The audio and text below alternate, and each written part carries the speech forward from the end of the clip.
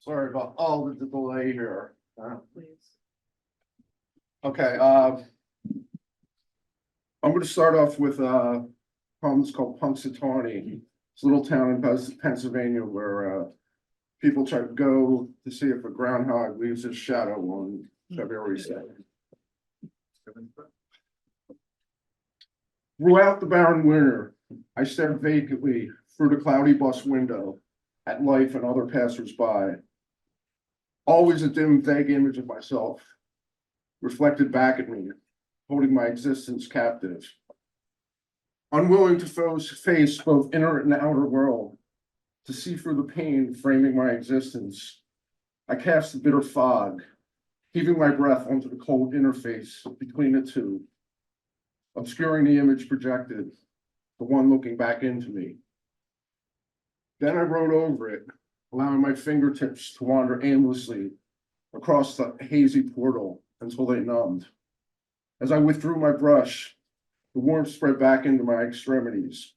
Feeling returned, I began to develop images with much greater clarity and perspective. Self-consciousness melded into the background, while I lost myself in the joy of creation. The new self-portrait was completed on February 1st. The following day, a shadow was not seen. The window retained the frost only a bit longer. The wintry gas didn't adhere to the surface anymore. When spring dawned, I opened up the window to let the breeze in. I breathed in the life-giving air and expanded my palette to encompass the rainbow, while eyeing the lavish canvas outside the window, awaiting my touch.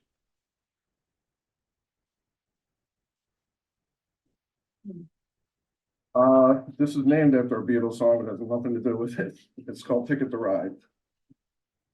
Someone sold Lionel a ticket to ride on the hot air balloon of existence. He kept it locked away for years, waiting for the perfect time to arrive, when he could finally begin his journey. Now retired, exhausted after working his life away for someone else, he concluded a vacation was in order, deciding to finally cash his ticket in. As Lionel approached the majestic sky blue dirigible, butterflies fluttered in his stomach in anticipation of setting sail into the sunset. Upon arriving at the oft-anticipated takeoff site, Lionel, on edge, extended his weathered hand, tightly grasping the ticket he held his whole life.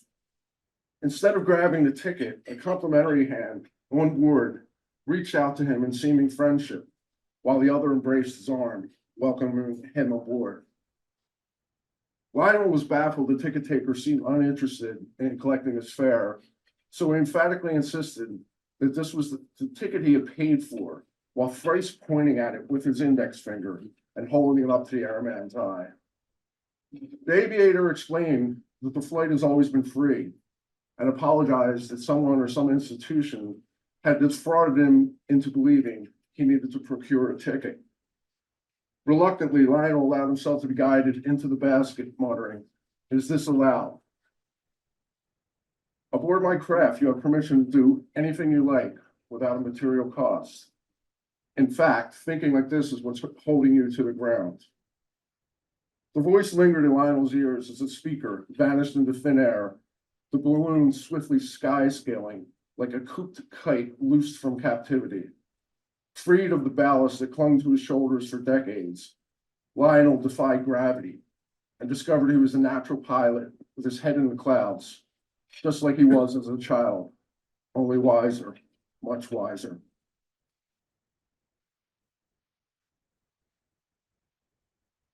This is entitled The Chimera of Notre Dame. It's based on one carved statue on top of a roof that looks out over Paris.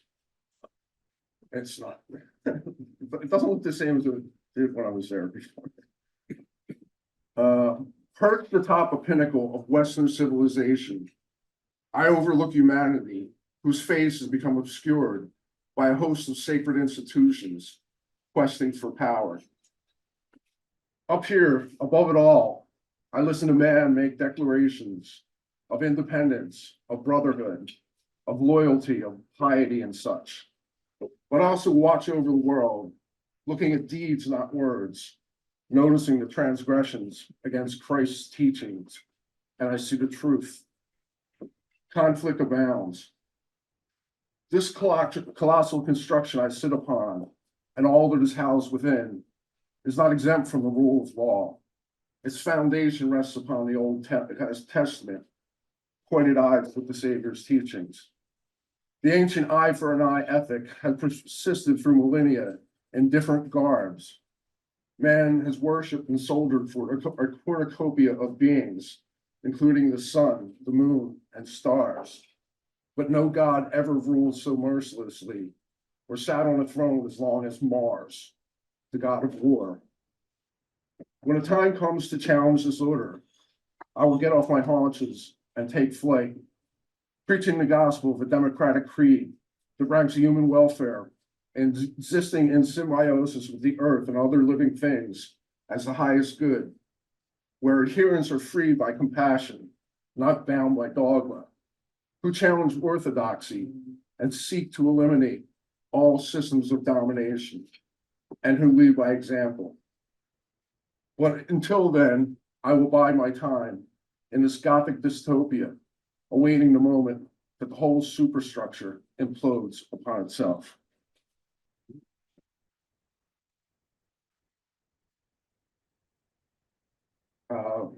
It's called Paradigm Shift. Old man, bitter and lonely, how do you feel? You're the only one who knows better. You mock protesters, comparing your apples of discord with their orange flames of ardor. Old man, you don't understand the world. It doesn't revolve around your solitary experience. You are deaf to the tone of evolution, out of tune with reality, trying to incite counter-revolution with mere reactionary rhetoric. Old man, your golden era never existed, except in your stagnant imagination. You've laboriously breathed through all the ages and stages of mankind's ascendancy, and have always been the same chattering character. Old man, you drown when you swim upstream against the current of progress, and end up belly up on the beach because you can't even tread water, and you forgot your windbags are not gills. Old man, your days are numbered. I shall commence the countdown, and watch you disappear as irrelevant, without a flag waving atop a pole, nor any monuments sanctifying your mythology. Old man, meet new man and woman. Let's call us equal.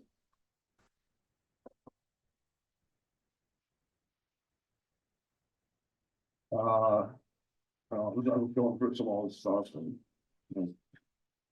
This is called Song of Sorrow. This is a little different tone than a couple other ones. At no point did I anticipate a happy ending. Our flight from intimacy, never ending from birth until imminent death. At some point, it was evident we weren't meant to be happy with each other, despite our shared history of fundamental abandonment. At one point, I dreamed our common lacks could make up for neglected needs, and we could share with each other without blame, without bitterness, to complete the family circle. At this point, I'm convinced I'm not to blame. I tried and tried and tried and tried and tried more and more to bring about a resolution I could live with, and failed.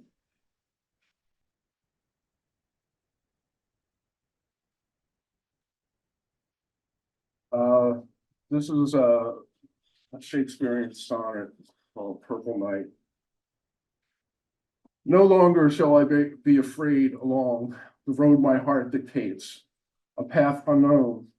Before the night a raven called my song. He cried aloud in a voice akin to my own. He called alone in darkness, a melody as sweet as blackberries in the purple night. His ripened fruit, a shade of melancholy, a tinge off key, a bit ashamed, contrite. But this was not a tune for public consumption. For me, it tasted of truth, symphonic bliss, untouched by rationalization. Redemption had flown in through my window, planning a kiss. Forever I will wonder how and why, but never shall my gaze avert the sky.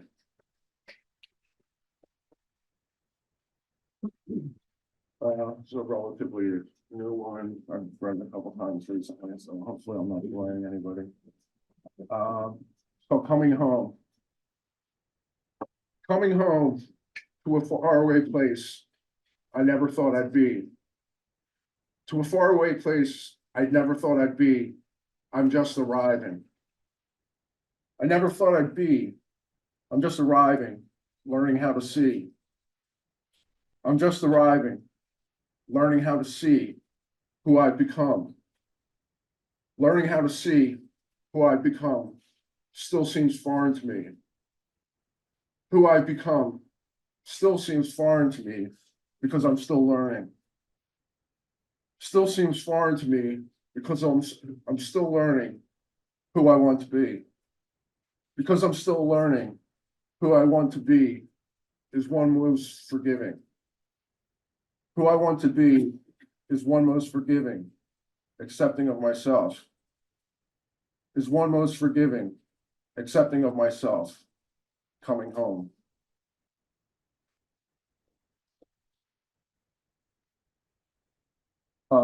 This is called Token of Friendship. It was written in memorial to one of my best friends who died from cancer. Walk proudly into the heart of the setting sun. May the dusk and your essence fuse into one. As the smoldering horizon disappears behind a black curtain of night, a sullen moon phases into existence. Veiled behind dark clouds of morning, the heavens bow their heads in silence, receiving a valiant and humble soul into their ranks to glimmer forevermore. Upstage, sunlight is held at bay, awaiting its call. Torrents descend throughout this longest day, until no more tears can fall from the sky. Purged clouds dissipate into nothingness, revealing a dignified celestial cast of stars, an ensemble with the brightest of additions, looking down on me, giving me strength through all my moments of darkness. Shine upon me, radiate your gallant light. I shall feel your presence pulsing in my chest. When I feel besieged, like you, I shall fight, knowing deep inside, I've given it my best.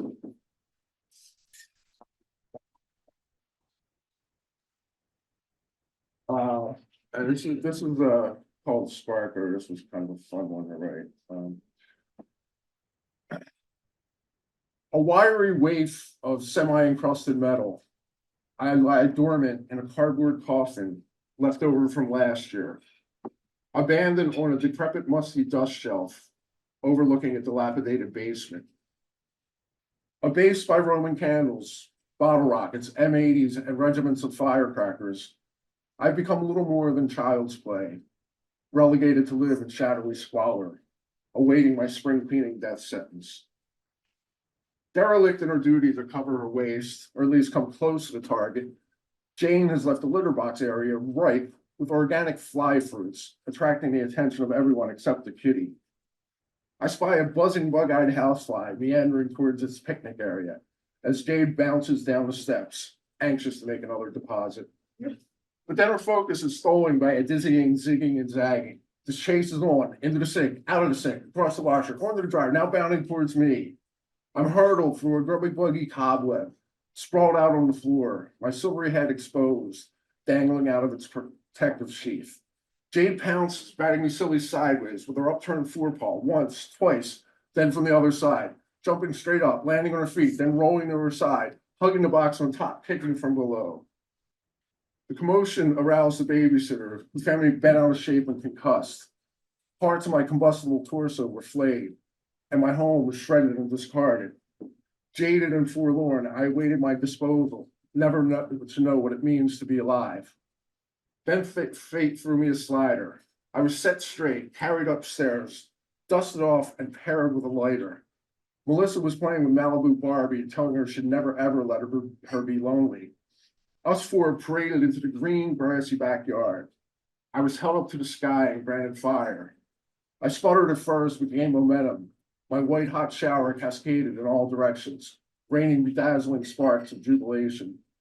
My sizzling, scintillating performance is what I dreamed of my entire life.